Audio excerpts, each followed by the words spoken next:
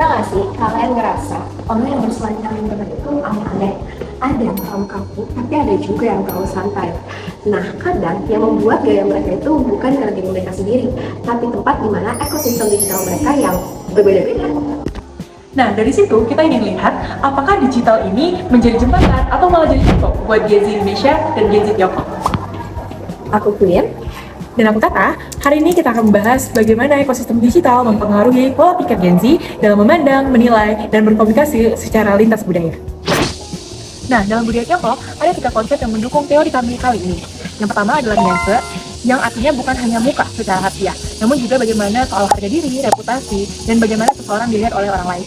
Dalam komunikasi digital, ini dapat direpresentasikan melalui pemilihan kata, menjaga image, dan bagaimana kita ingin menampilkan diri. Yang kedua adalah tentang science. Science itu bukan cuma soal hubungan, tapi juga soal jaminan dan timbal balik. Dan ini bukan cuma soal mengirim pesan lalu diterima, tapi juga tentang bagaimana relasi ini dibangun. Kayak misalnya kalau dalam konteks digital, itu kayak LinkedIn, yang dimana kita melihat seberapa banyak koneksi yang sudah dibangun. Dan juga mungkin followers Instagram. Yang ketiga adalah Hesia, yaitu harmoni. Di mana dalam budaya Tiongkok biasanya harmoni itu sangat dijaga agar apabila terjadi suatu konflik tidak terjadi secara terbuka. Jadi ketika ada perbedaan pendapat, biasanya komunikasi lebih sering terkontrol. Nah, ketiga konsep ini tuh nunjukin kalau ternyata komunikasi digital itu tuh bukan tiba-tiba ada, tapi ada latar budaya yang ikut bekerja di belakangnya. Kalau kita cari contoh yang paling konkret, mungkin kita bisa lihat dari digitalisasi live TikTok, di mana di dua negara ini live TikTok itu sedang menjamur sekali. Kenapa? Karena McKinsey mencatat bahwa pada tahun 2020 live e-commerce dipakai sekitar 265 juta orang di China, dan household jadi pemain terbesarnya. Nah, di sesi live-nya itu rata-rata sekitar 70 produk terjual dan sekitar sampai 6 jam gitu durasi live-nya. Lalu dengan rata-rata 266 ribu penonton dan tingkat konversinya sekitar 28%. Nah, dari sini kelihatan kalau misalnya live commerce di Tiongkok itu bukan hanya sekedar jualan, tapi juga suatu sistem yang sudah teratur, efisien, dan sangat profesional. Nah, kalau misalnya kita hubungkan ke konsep tadi, mungkin kita bisa hubungkan ke Nianse dan Hesia. Kenapa? Karena kita bisa lihat nih, ternyata di Tiongkok sana, even dalam event live pun, mereka itu lebih tetap menjaga profesionalitas dan juga tetap menjaga citra mereka. Lewat apa? Lewat kalau misalnya mereka nge-live, itu mereka profesional sekali. Beda dengan Indonesia. Hal yang serupa terjadi pula di Indonesia. TikTok Shop berkembang dengan sangat cepat. Menurut data dari Kompas, GMV Indonesia pada tahun 2024 mencapai sampai 528,6 triliun rupiah, dan Indonesia menjadi penyumbang terbesar dalam platform tersebut. Namun, kita bisa lihat dalam gaya komunikasi yang sangat berbeda, di mana di Indonesia obrolan yang terjalin antara penjual dan pembeli lebih cair, lebih santai, dan obrolannya terasa sangat dekat. Jadi, kalau kita lihat nih, ada dua sudut pandang yang berbeda. Di satu sisi, ada live TikToknya yang sangat rapi, profesional, dan juga sangat keren. Tetapi di sisi lain, kalau di Indonesia, TikTok live-nya itu sangat apa? Sangat santai, dan juga friendly. Nah, kadang kita juga bisa bertanya-tanya sih, kenapa pola itu terbentuk? Ya nggak sih, Pak? Benar. Nah, aku punya jawabannya nih. Karena yang membentuknya bukan cuma platform, tapi juga nilai budaya dan ekosistem digital di baliknya. Nah, biar nggak cuma teori doang, kita udah nemuin nih 3 narasumber yang bisa memberikan kita perspektif lain tentang ekosistem digital yang mempengaruhi ke kehidupan mereka. Pertanyaan yang kami pakai sama untuk semua narasumber, yakni bagaimana perbedaan sistem digital mempengaruhi cara kamu berkomunikasi dan memandang budaya lain. 印尼人表达方式上更倾向于一种本土化表达吧，就是你们会用一些很缩写啊，其实我们在上印尼语课的时候也会上到印度尼西亚语的缩写、缩略语，还有一些什么互联网性的表达吧。但是呢，其实你们更多的表达其实是从全国的这种全球性的互联网中吸纳出来的。我们但中国本土的那些用户，我们形成了一种很独特的类似抽象文化一样的东西。他们其实两方的差距很大。我来印尼这边的话，其实如果在网上和别人交流的话，我有的时候我不太理解你们在说什么，然后我必须要用ChatGPT 或 like some AI 说的是什么。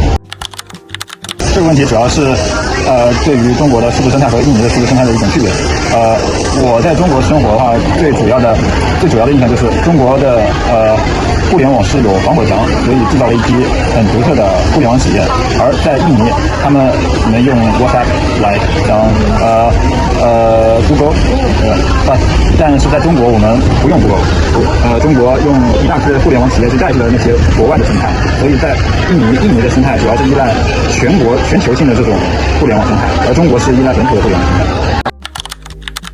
Selama aku berinteraksi sama mahasiswa sana gitu ya, terasa gitu perbedaan antara kita di sini dengan Instagram, terutama penggunaan aplikasi ya. Kalau di Indonesia sendiri itu paling banyak menggunakan aplikasi WhatsApp, Instagram gitu ya, dan TikTok dan sebagainya. Sedangkan di sana beda gitu dengan aplikasi yang saya sendiri.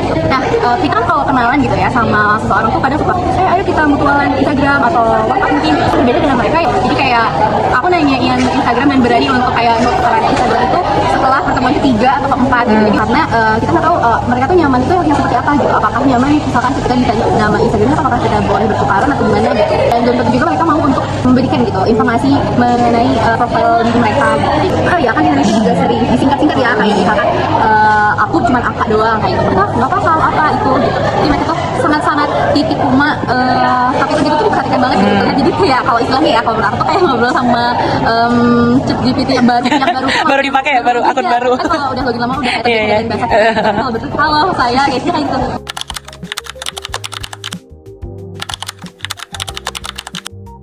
Setelah mendengar penjelasan dan wawancara, saatnya kita masuk ke hasil analisis kritis. Di sini aku dan Tata akan menjabarkan kira-kira dari case yang udah kita jelaskan, apa aja sih potensi konflik dan juga cara untuk menjembatani dari konflik tersebut.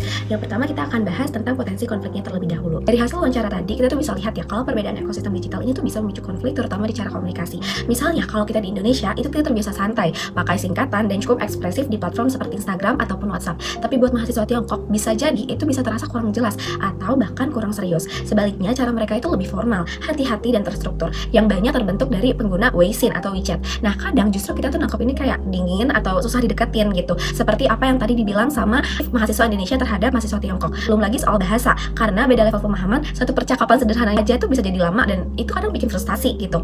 Terus, cara membangun relasi juga beda. Kita mungkin terbiasa cepat akrab, sementara mereka tuh lebih pelan dan bertahap. Apalagi terhalang sama aplikasi-aplikasi yang berbeda seperti yang udah dijelaskan sama narasumber dari mahasiswa Tiongkok kita tadi, yaitu Angga. Nah, mungkin ini bisa bikin salah paham. Kita tuh bisa mikir ini terlalu kaku atau mereka tuh bisa mikir kalau kita tuh terlalu santai. Padahal sebenarnya yang beda itu bukan orangnya, tapi sistem digital dan kebiasaan yang membentuk cara mereka berkomunikasi. Baik, untuk menjembatani perbedaan ini, kita pertama harus sadar bahwa gaya komunikasi seseorang itu tidak hanya soal kepribadian, tapi juga ada latar belakang budaya, bahasa, dan ekosistem digital yang membentuk mereka. Yang kedua, mungkin kita bisa menyesuaikan cara komunikasi, yaitu dengan kurangi kata slang, menuturkan dengan kata-kata dan bahasa yang jelas, dan susun pesan dengan struktur yang jelas. Lalu yang ketiga, beri waktu untuk membangun relasi, karena ini bukan soal cepat dekat, tapi bagaimana kita saling memberi rasa nyaman untuk membangun relasi lebih lanjut ke depannya. Lalu yang terakhir, jadikan perbedaan ini sebagai proses belajar, supaya komunikasi jadi lebih aktif dan wawasan kita bertambah lebih luas. Aku Tata. Dan aku Queen. Sisi Taja.